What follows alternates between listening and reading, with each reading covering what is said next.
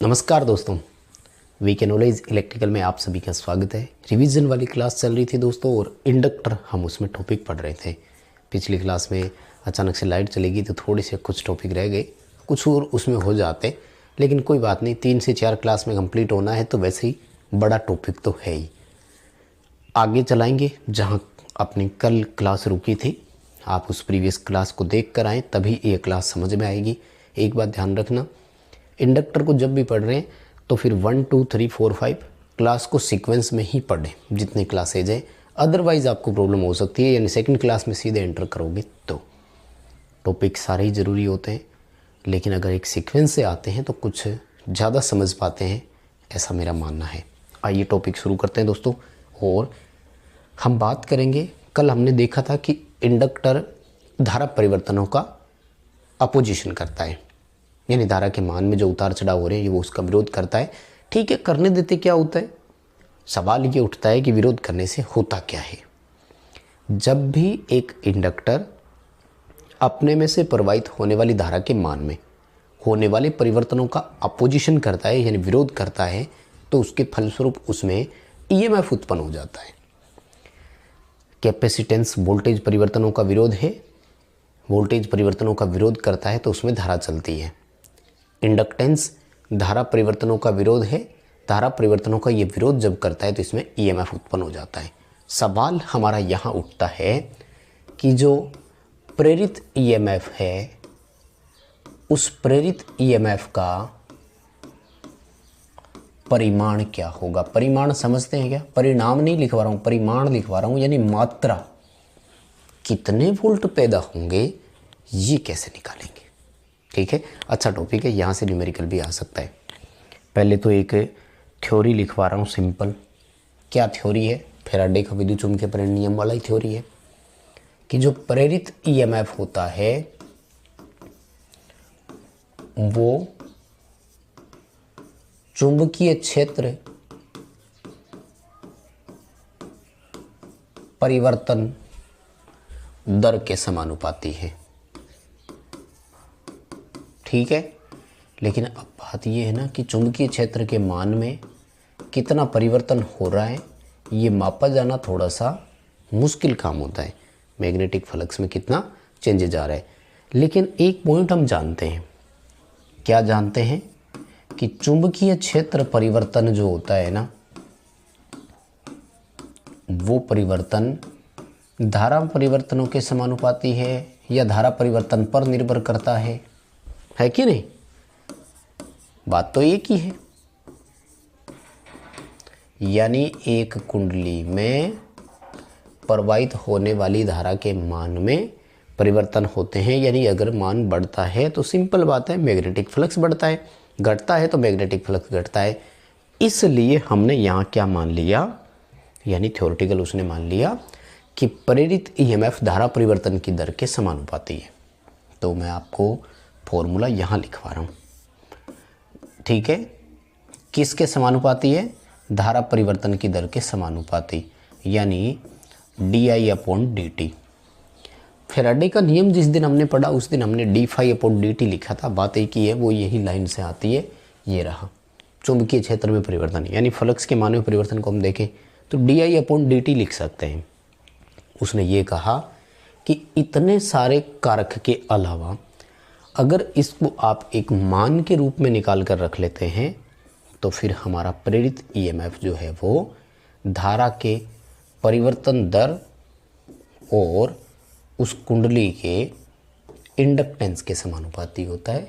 तो ये है हमारा एक फॉर्मूला प्रेरित ईएमएफ ज्ञात करने का। बताओ बात समझ में आई क्या? बहुत ही इम्पोर्टेंट है। d∅ का मतलब है धारा में परिवर्तन, dt का मतलब है परिवर्तन में लगा समय, और ये हमें di/dt कई दफ़ा डायरेक्ट हल करके दे दिया जाता है। इसके न्यूमेरिकल आते हैं पेपर में। कैसे आते हैं मैं बताऊं। देखो, एक कुंडली का इंडक्टेंस 4 हेनरी है और धारा परिवर्तन की दर 2 एम्पीयर प्रति सेकंड है।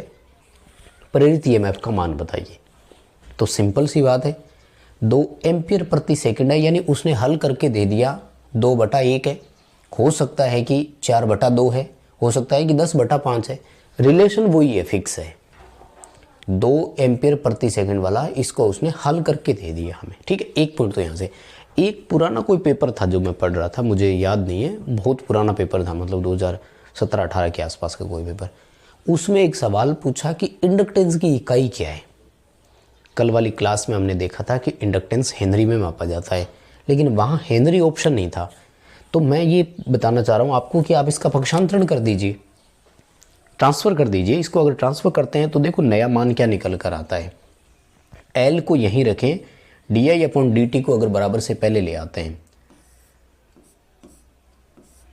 ये अलग फॉर्मूले है ना, तो E के बटा में क्या आ जाएगा, di, और जो dt बटा में है वो कहाँ चला जाएगा, ऊपर, है कि नहीं बताओ, बराबर हो गया L।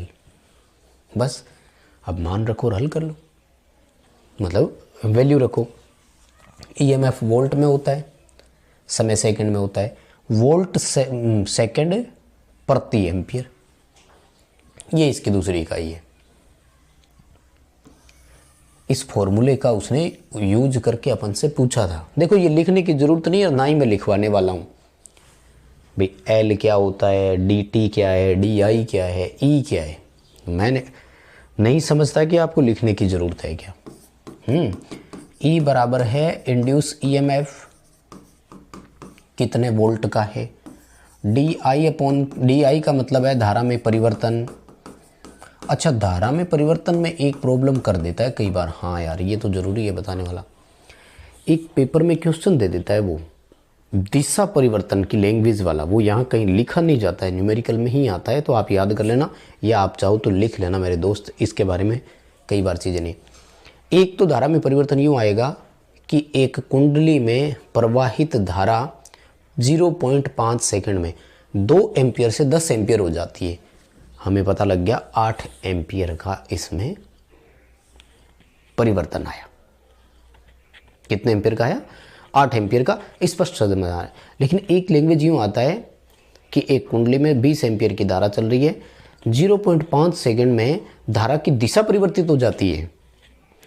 तो अब आपको धारा में परिवर्तन 40 एम्पियर का मानना है, क्योंकि वो दिशा परिवर्तन का मतलब वो कह रहा है कि 40 एम्पियर अगर प्लस की है तो 40 एम्पियर माइनस की हो गई है, यानी प्लस से पहले 0 हुई है, फिर आप देखो 0 से माइनस गई है, यानी जितनी करंट दे रखी है आपको उसकी दोगुनी कर देनी है। 20 एम्पियर दे रखी है तो 40 करो, 40 दे रखी है तो 80 करो, क्योंकि पहले प्लस से 0 आई, फिर 0 से माइनस हुई। तो अपन को तो यहाँ देखना है परिवर्तन ये वाला। उस बात समझ में आई। धारा के मान में परिवर्तन 2 तरह से याद रखना है, इतने एम्पियर से इतने एम्पियर हुई तब तो सीधा अंतर, 5 एम्पियर से 15 एम्पियर हो गई, परिवर्तन 10 एम्पियर का। लेकिन अगर यूँ कह दिया कि 10 एम्पियर धारा चल रही है और इतने समय में धारा की दिशा बदल गई, तो अब आपको इसे दोगुना करना है। बात समझ रहे हो ना। धारा के मान में परिवर्तन आपको यहाँ से लिखना है। dt का मतलब क्या है, धारा परिवर्तन में लगा समय, ठीक है। और ये आपका समय सेकंड में होना चाहिए। अगर मिली सेकंड में दे भी रखा है तो कन्वर्ट करना पड़ेगा भैया, कोई इलाज नहीं है। और L है इंडक्टेंस, जो आपको हेनरी में दिया हुआ होना चाहिए। ना दिया हुआ हो तो इसे भी कन्वर्ट करना है, मिली, माइक्रो, जो भी दे रखा है हटाना पड़ेगा। पहले बताओ ये बात समझ में आई क्या, प्रेरित EMF का परिमाण किस बात पर निर्भर करेगा। सिंपल भाषा में बोलूँ तो धारा परिवर्तन की दर पर निर्भर करेगा, यानी कितने एम्पियर से कितने एम्पियर हुई और उसमें कितने सेकंड का उसने समय लिया। एक बार इसे एक पेज को लिख लो आप, बहुत ही बढ़िया टॉपिक है।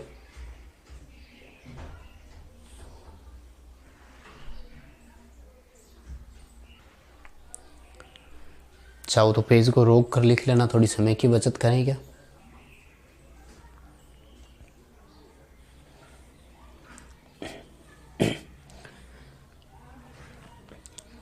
ये फॉर्मूला याद रख लेना मेरे दोस्त, यहाँ से एक न्यूमेरिकल आपसे पूछा जा सकता है और बहुत सिंपल आएगा, क्वेश्चन आएगा तो 2-3 तरीके से। खैर मैं करवाऊँगा तो सही न्यूमेरिकल आपको, बट फिर भी देखो टॉपिक पढ़ाते टाइम जो चीज़ें बताते हैं ना वो ज़रूर साथ में रखा करो ध्यान में।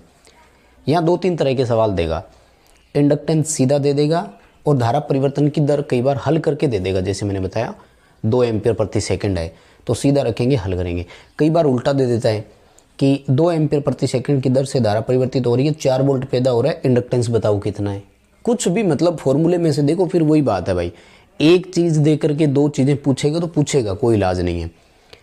और इसमें धारा परिवर्तन में इतने एम्पियर से इतने एम्पियर हुई, माइनस कर दो, उत्तर आ जाएगा, और दिशा परिवर्तित हो गई। यानी 3 तरह की लैंग्वेज बनती है। मुझे लगता है आप टॉपिक को अच्छे से समझ गए। ठीक बात है, आगे चलें क्या? चलो, ये था हमारा एक अभी तक कि धारा परिवर्तन का विरोध करने से हुआ क्या, ईएमएफ उत्पन्न हो गया, कोई बात नहीं। ये जो ईएमएफ उत्पन्न होता है, इस प्रक्रिया का नाम क्या है? हमारा टॉपिक क्या है कि ये जो ईएमएफ उत्पन्न होता है, इस प्रक्रिया का नाम क्या है? तो इस प्रक्रिया का नाम है प्रेरण। इंग्लिश में इसे बोलते हैं इंडक्शन। क्या बोलते हैं? इंडक्शन। सिंपल बेसिक लाइन लिखेंगे और क्या लिखेंगे? धारा परिवर्तनों के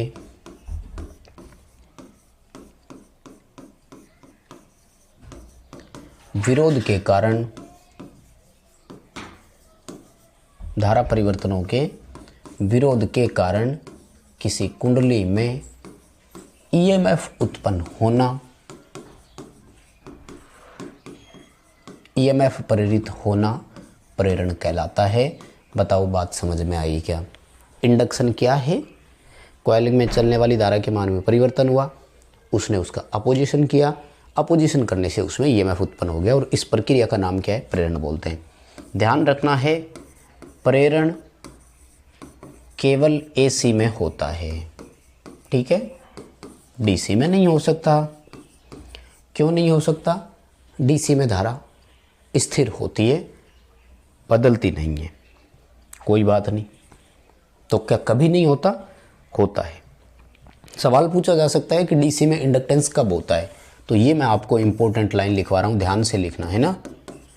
डीसी में प्रेरण केवल ऑन ऑफ के दौरान होता है। ये बहुत ही बढ़िया लाइन लिखा रहा हूं मैं। क्या डीसी में प्रेरण कभी नहीं होता? रनिंग में कभी नहीं होता। यानी कहते हैं कि अगर, वैसे मैंने ये फैराडे के विद्युत चुंबकीय प्रेरण नियम करवाया, उस दिन भी लिखवाया था, आई होप कि आपने वहाँ से पढ़ा होगा, मैग्नेट वाले टॉपिक में है। कहते हैं कि अगर डीसी में आप एक स्विच लगा दें और बार बार ऑन ऑफ करेंगे तो भी मैग्नेट बना, जीरो हुआ, बना और जीरो हुआ, तो परिवर्तन हो गया ना। लगातार चलने से नहीं होता, ठीक है, लगातार चलने से नहीं होता। तो डीसी में प्रेरण कब होता है? केवल ऑन ऑफ के दौरान होता है, ठीक है। प्रेरण केवल एसी में होता है, ये आपको ध्यान रखना है। प्रेरण केवल एसी में होता है, आपको ये ध्यान रखना है। दूसरी बात क्या है कि प्रेरण, क्या प्रेरण किसी एक ही कुंडली में होता है? नहीं, प्रेरण एक नहीं, प्रेरण पास की कुंडलियों में भी होता है, ठीक है। यानी प्रेरण 2 तरीके से होता है। प्रेरण उसी कॉइल में हो सकता है, यानी खुद कुंडली में होगा, और ये तो होता ही है। खैर, हो सकता क्या है, ट्रांसफार्मर की प्राइमरी वाइंडिंग को सप्लाई देते हैं तो प्राइमरी में भी वोल्टेज पैदा होती है और सेकेंडरी में भी उत्पन्न होती है। सेकेंडरी वाले को तो हम लोड को ट्रांसफ़र कर देते हैं, और प्राइमरी वाली जो होती है वो उसका खुद का अपोजिशन करके वहीं रह जाती है। यानी प्रेरण उसी कॉइल में हो सकता है तथा पास में रखे या रखी दूसरी कॉइल या अन्य कॉइल में भी हो सकता है, ठीक है। तो ये दोनों ही फंक्शन आपने ऑटो ट्रांसफार्मर और मेन ट्रांसफार्मर में देख ही लिए होंगे। फंक्शन हमें याद है, ऑटो ट्रांसफार्मर में एक कुंडली होती है इसलिए उसमें वोल्टेज पैदा हो जाती है, और मेन ट्रांसफार्मर में 2 कुंडली है तो दूसरी कुंडली में हो जाती है। अब एक ही कुंडली और 2 कुंडली में अगर आ जाए तो इसे हम क्या बोलते हैं, ठीक है। अच्छा, एक चीज़ और बताऊं, ये ध्यान रखना है कि प्रेरण के लिए केवल विद्युत चुंबकीय कपलिंग आवश्यक है। कौन सा? विद्युत चुंबकीय कपलिंग आवश्यक है, यानी इलेक्ट्रोमैग्नेटिक रूप से वो जुड़ा हुआ होना चाहिए, बाकी नहीं। और कौन सी नहीं चाहिए?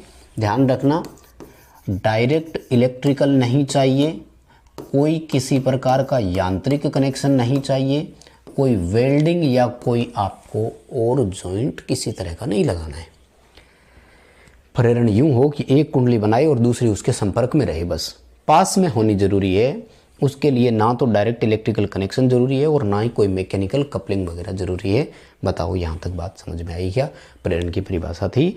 उसी कॉइल में हो तब क्या बोलते हैं और पास की कॉइल में हो तब क्या बोलते हैं, लिखवाऊंगा बाद में, पहले टॉपिक है उसको जरूरी है। एक ही कुंडली में हो तो उसे सेल्फ इंडक्शन कहा जाता है। और एक बात ध्यान रखना, सेल्फ इंडक्शन सब में होता है। ऑटो ट्रांसफार्मर में भी होता है, मेन ट्रांसफार्मर में भी होता है, सिंगल फेज मोटरों में भी होता है, 3 फेज मोटरों में भी होता है। सेल्फ इंडक्शन होगा ही होगा, प्रत्येक कुंडली में सेल्फ इंडक्शन होता है। सेल्फ इंडक्शन के कारण उत्पन्न वोल्टेज को यूज करें या ना करें वो एक बात की बात है, लेकिन होगा ये कन्फर्म है। अब जैसे 2 वाइंडिंग वाले में म्यूचुअल इंडक्शन है ना, तो म्यूचुअल इंडक्शन को तो हमने यूज कर लिया। म्यूचुअल इंडक्शन के लिए 2 कुंडलियां होना जरूरी है। सेल्फ इंडक्शन 2 कुंडलियां है तब भी होगा, 1 कुंडली है तब भी होगा। ये मैं आपको ट्रांसफार्मर में और करवाऊंगा। सेल्फ इंडक्शन क्या है? सेल्फ इंडक्शन होता है एक कॉइल के इंडक्टेंस द्वारा जो उसमें प्रेरण उत्पन्न होता है उसे स्वप्रेरण बोलते हैं। सेल्फ को हिंदी में स्वप्रेरण बोलते हैं। यानी एक कॉइल के कारण इंडक्टेंस आया, मतलब ईएमएफ उत्पन्न हुआ। दूसरी भाषा में लिखाऊं, दूसरी भाषा ये है कि एक ही कॉइल में स्वयं के कारण ईएमएफ प्रेरित होना। ठीक है, एक कुंडली है और उसी खुद में ही ईएमएफ उत्पन्न हो गया तो उसे सेल्फ इंडक्शन कहते हैं। किसी को कोई समस्या यहाँ तक तो नहीं होनी चाहिए। दूसरा है म्यूचुअल इंडक्शन। म्यूचुअल इंडक्शन के कई नाम है भाई। हिंदी में बोलते हैं अन्योन्य प्रेरण, अन्योन्य नहीं तो सह प्रेरण, और सह नहीं तो पार्श्व प्रेरण। ये इसके शुद्ध हिंदी नाम है। इसका शुद्ध हिंदी में एक ही नाम है, स्व या फिर स्वतः। बात समझ में आ गई ना? म्यूचुअल इंडक्शन के लिए ध्यान रखना 2 कुंडलियां आवश्यक है। ठीक है, और वही इलेक्ट्रोमैग्नेटिक कपलिंग आवश्यक है। ठीक है, मैंने शॉर्ट में लिखा है, आप पूरा लिखना, निवेदन है मेरे दोस्त, छोड़ मत देना। इलेक्ट्रोमैग्नेटिक कपलिंग जरूरी, विद्युत चुंबकीय कपलिंग होना जरूरी है। और इसमें क्या होता है, इसमें एक कॉइल चुंबकीय क्षेत्र बनाती है तो दूसरी कॉइल में ईएमएफ उत्पन्न होता है।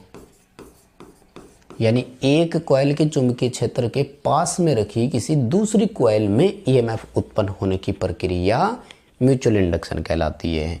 गुरुजी कहाँ देखने को मिलता है? 2 जगह देखने को मिलता है। जैसे 2 वाइंडिंग वाला ट्रांसफॉर्मर, इसका एग्जाम्पल नहीं लिखवाया, यहाँ लिखा देता हूँ।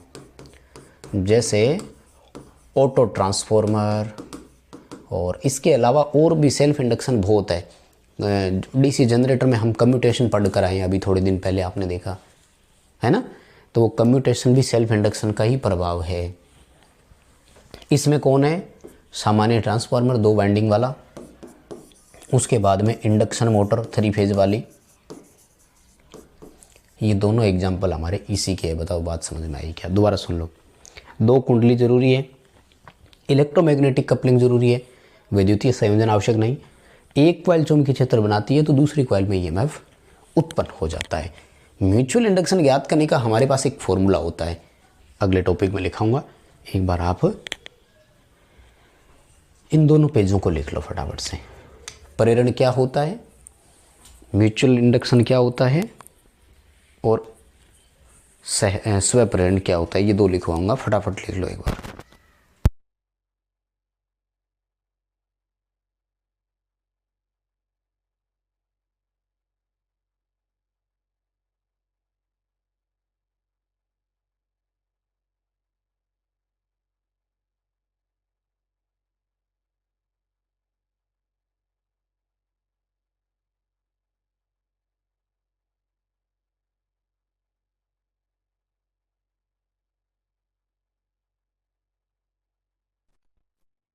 लिख लेंगे। वीडियो थोड़ा रोक के लिख लेना, काम आएगा। ये लो, इसको और लिखो फटाफट से, दोनों ही ज़रूरी है। म्यूचुअल इंडक्शन क्या है, सेल्फ इंडक्शन क्या है।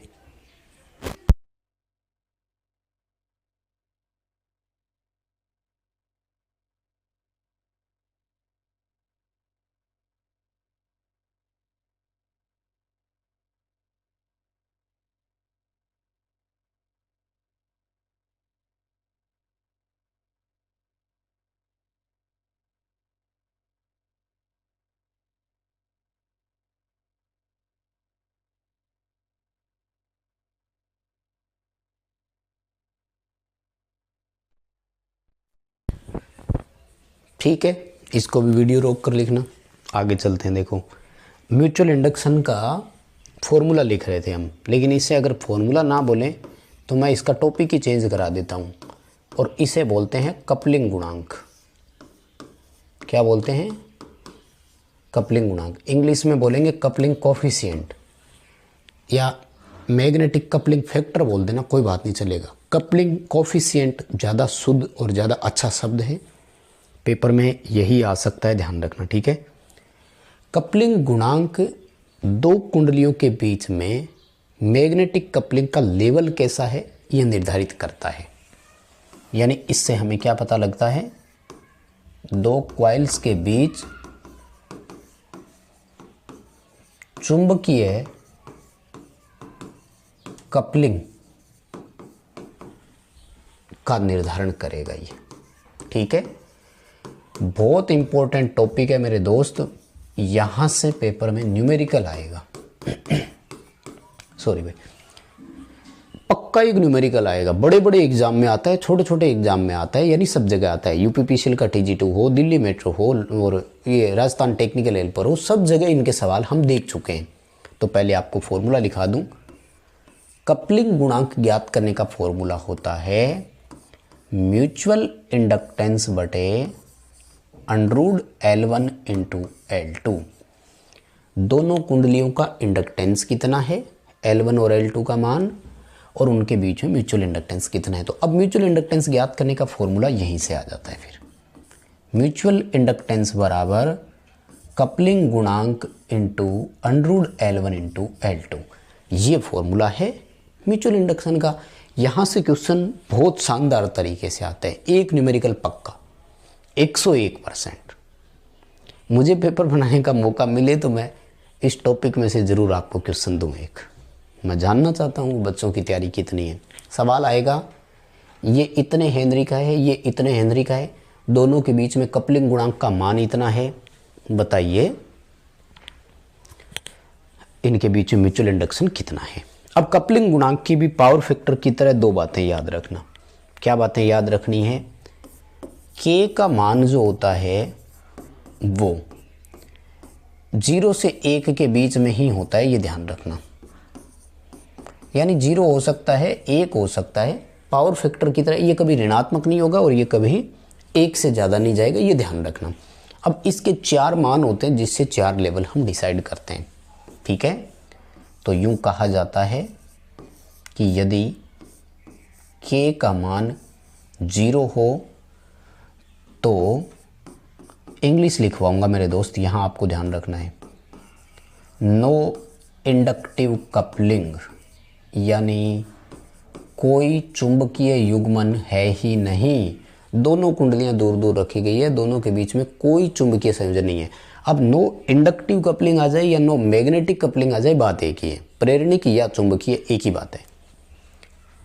यदि K का मान इकाई हो तो इसे परफेक्ट मैग्नेटिक कपलिंग कहा जाएगा या परफेक्ट इंडक्टिव कपलिंग। समझ जाना पेपर वाला, इंडक्टिव या मैग्नेटिक कुछ भी लिखे, इतना आपको कन्फ्यूजन होने की ज़रूरत नहीं है। थोड़ा इधर ले लेता हूँ, है ना। चलो यही लिखेंगे, यदि K का मान 0.5 से अधिक हो, मतलब 0.51 से लेकर के 0.99 तक, यानी 0.5 से इकाई के बीच, समझ गए। तो इसे बोला जाता है टाइटली कपल्ड। कौन सी कपलिंग है, यानी कुंडलियों को आपने ज़्यादा पास में रख दिया, ज़्यादा क्लोज है, एक दूसरे के समीप ज़्यादा आ गई। और यदि कपलिंग गुणांक का मान 0.5 से कम है तो इसे लूजली कपलिंग कहा जाता है, यानी इसमें दोनों कुंडलियां दूर दूर है, लीकेज दोनों में ही ज़्यादा होता है, यूजफुल फ्लक्स दोनों में ही कम होगा।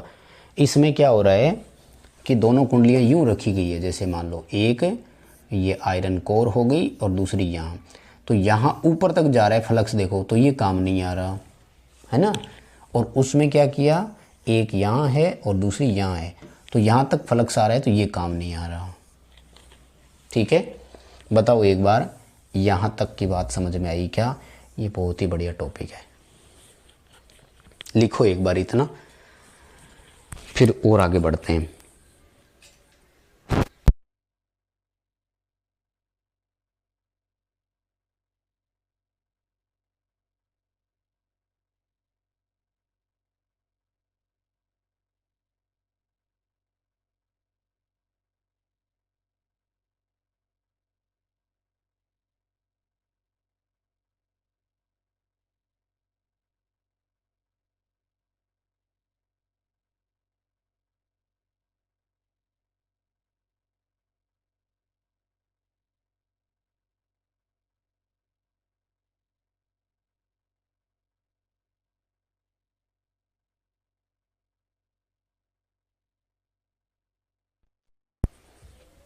चलो कोई नहीं, वीडियो रोक कर लिख लेना। बताओ बात समझ में आई क्या? यहाँ से न्यूमेरिकल पक्का आएगा, एक बहुत ज़्यादा चांसेज है, और टॉपिक काफ़ी शानदार बनता है। और इसमें कई बार ना यूँ भी कह देता है, यदि दोनों इंडक्टेंस मान एक समान हो तो कपलिंग गुणांक और म्यूचुअल इंडक्शन का मान कैसा होगा। फिर कई तरह की लैंग्वेज बनाकर वो क्वेश्चन पूछेगा।